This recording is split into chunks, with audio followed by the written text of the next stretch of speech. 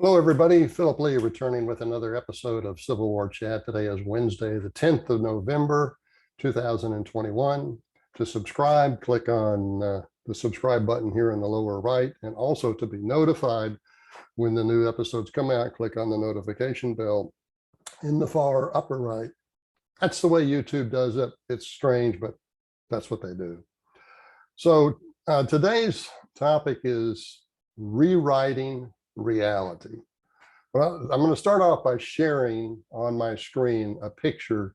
And those of you that are not watching the screen won't see this.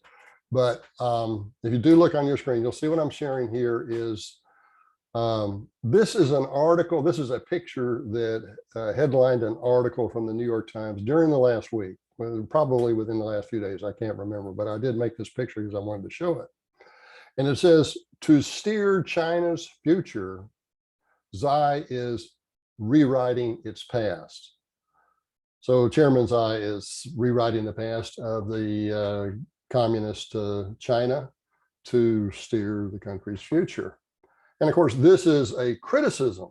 This is a criticism that the New York Times is making of communist China leadership and totalitarian, control thoughts. Rewrite reality is basically what the communists are doing in China.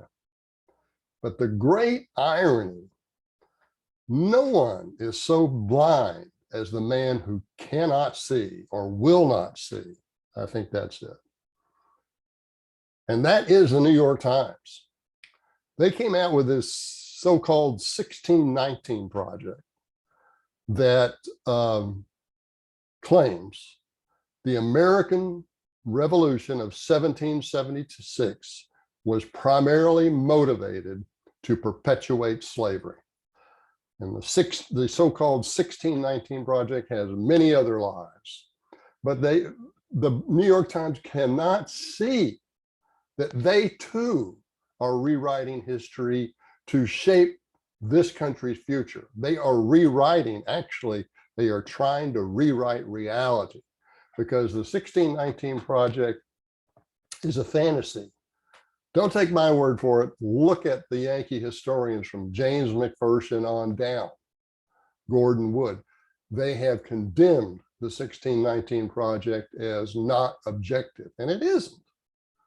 But the great irony is that the New York Times is doing the same thing that they accuse communist China of doing, and they will not see it. Okay, or cannot see it.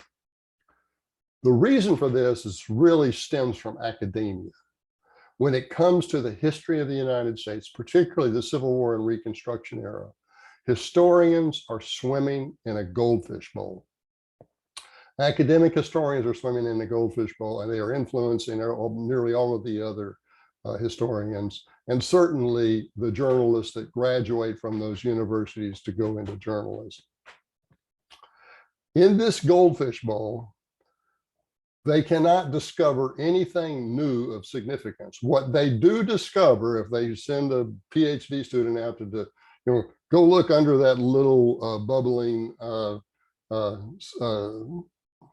diver over there and see if you can find anything new. They'll come back with some minor discovery that pushes the narrative along the direction it is already heading by some tiny incremental amount. And that narrative is Southern whites are evil, Northerners are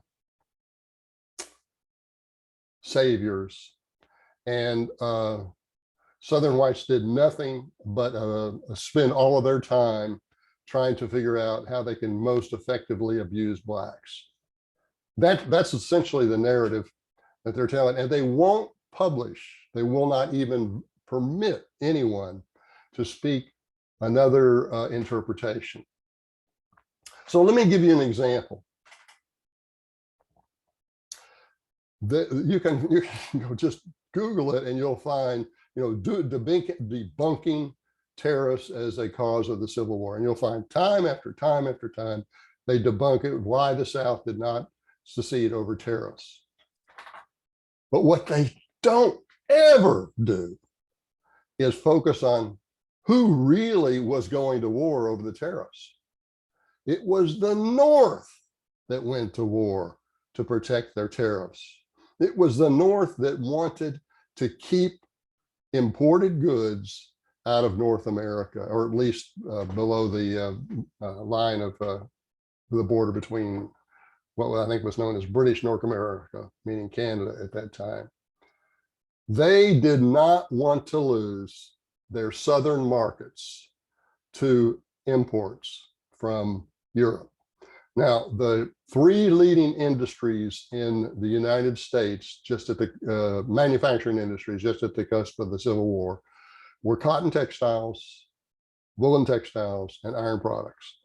All of them were protected by restrictive tariffs that kept European products from those industries from competing effectively in the United States by forcing them to be priced out of the market.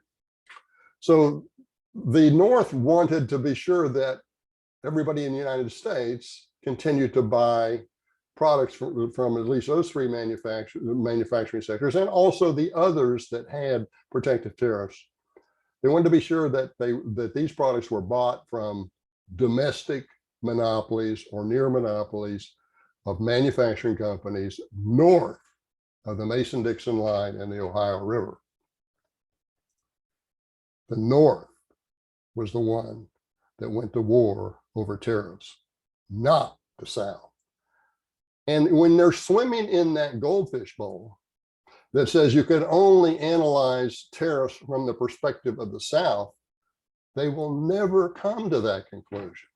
Even though if you look at the facts, it is obvious. In 1866, the year after the Civil War, when the South desperately needed to rebuild its railroads, railroad iron was priced at $80 a ton in the United States, compared to $32 a ton in Liverpool. Is that not all the proof anyone needs that the North wanted to protect tariffs? That the North wanted to defend protective tariffs, and for that reason, at least that would be one of the reasons the North went to war. So I'm just repeating myself, but to get more of it, this analysis outside the goldfish bowl is available to you in Causes of the Civil War by Philip Lee. Please get outside of that goldfish bowl. Stop swimming in the goldfish bowl where your history professor told you you're limited. You can't get out of the goldfish bowl because that's where he or she has spent all of her time. Get out of that goldfish bowl and understand the true causes of the Civil War that you would never learn inside the goldfish bowl. $22 at Amazon and Barnes & Noble. Causes of the Civil War by Philip Lee. $25 if you want an autographed copy from me. Email me, Phil, PHIL _Lee, LEIGH at me.com. Okay, thanks for watching. I'll see you next time.